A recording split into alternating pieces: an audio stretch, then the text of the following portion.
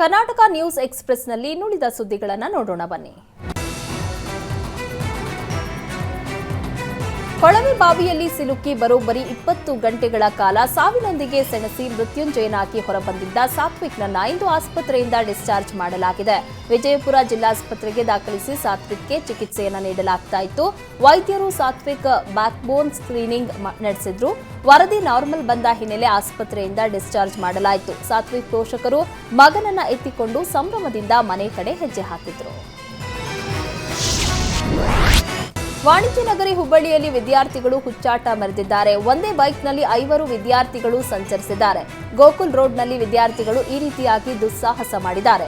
5ರಲ್ಲಿ ಓರ್ವ ವಿದ್ಯಾರ್ಥಿಯನ್ನ ಬೈಕ್ನಲ್ಲಿ ಅಡ್ಡಡ್ಡ ಮಲಗಿಸಿ ಬೈಕ್ ಚಲಾಯಿಸಿದ್ದಾರೆ. ವಿದ್ಯಾರ್ಥಿಗಳ ವಿರುದ್ಧ ಕ್ರಮಕ್ಕೆ ಸಾರ್ವಜನಿಕರು ಆಗ್ರಹಿಸಿದ್ದಾರೆ. 120 ಅಡಿ ಎತ್ತರದ ತೇರು ನೆಲಕ್ಕುರುಳಿದ ಘಟನೆ ಬೆಂಗಳೂರು ಹೊರವಲಯದ ಆನೇಕಲ್ ತಾಲೂಕಿನ ಹೀಲಲಗಿ ಗ್ರಾಮದಲ್ಲಿ ನಡೆದಿದೆ.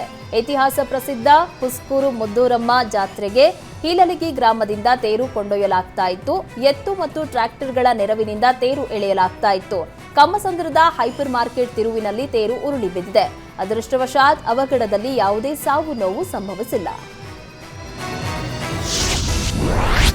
ವಿಜಯನಗರ ಜಿಲ್ಲೆ ಜನರ ಕುಡಿಯುವ ನೀರಿನ ಸಮಸ್ಯೆ ಬಗೆಹರಿಸಲು ಕ್ರಮ ಕೈಗೊಳ್ಳಲಾಗಿದೆ. ಭದ್ರಾ ಜಲಾಶಯದಿಂದ ತುಂಗಭದ್ರಾ ನದಿಗೆ 2 ಟಿಎಂಸಿ ನೀರು ಬಿಡುಗಡೆ ಮಾಡಲಾಗಿದೆ. ಹರಪನಹಳ್ಳಿ, ಹೂವಿನಹಡಗಲಿ, ಕೂಡ್ಲಿಗಿ, ಕೊಟ್ಟೂರು ಭಾಗದ ಜನರ ಅನುಕೂಲಕ್ಕಾಗಿ ನೀರು ಹರಿಸಲಾಗಿದೆ. ಹಲವು ಹಳ್ಳಿಗಳಿಗೆ ನೀರು ಪೂರೈಕೆ ಮಾಡಲಾಗುತ್ತದೆ.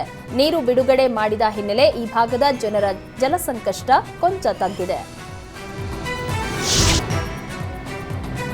ಮತದಾನದ ಮಹತ್ವ ಸಾರಲು ಮೈಸೂರಿನಲ್ಲಿ ವಿಂಟೇಜ್ ಕಾರುಗಳ ರ್ಯಾಲಿ ಆಯೋಜಿಸಲಾಗಿತ್ತು.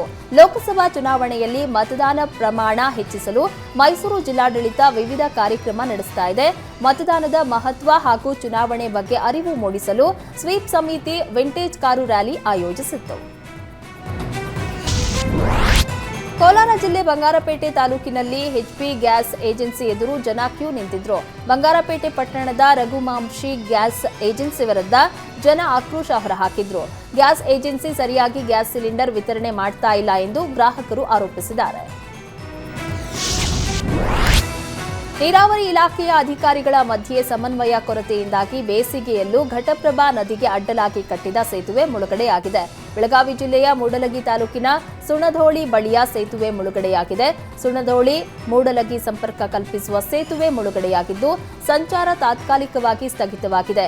ಕುಡಿಯುವ ನೀರಿಗಾಗಿ ಹಿಡಕಲ್ ಜಲಾಶಯದಿಂದ 2.2 ಟಿಎಂಸಿ ನೀರು ಬಿಡುಗಡೆ ಮಾಡಲಾಗಿತ್ತು.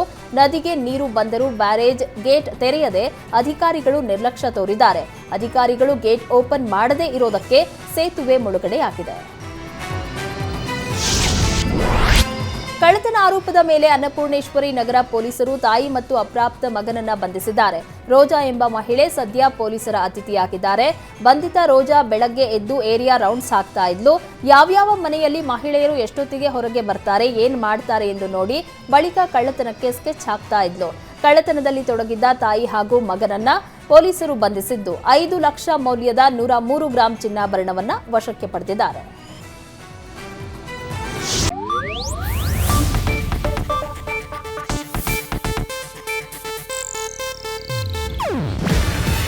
ಇದು ಏಷ್ಯಾನೆಟ್ ನ್ಯೂಸ್ ನೆಟ್ವರ್ಕ್ ಪ್ರಸ್ತುತಿ. ನೀವು ನೋಡ್ತಿದ್ದೀರಾ ಏಷ್ಯಾನೆಟ್ ಸುವರ್ಣ ನ್ಯೂಸ್.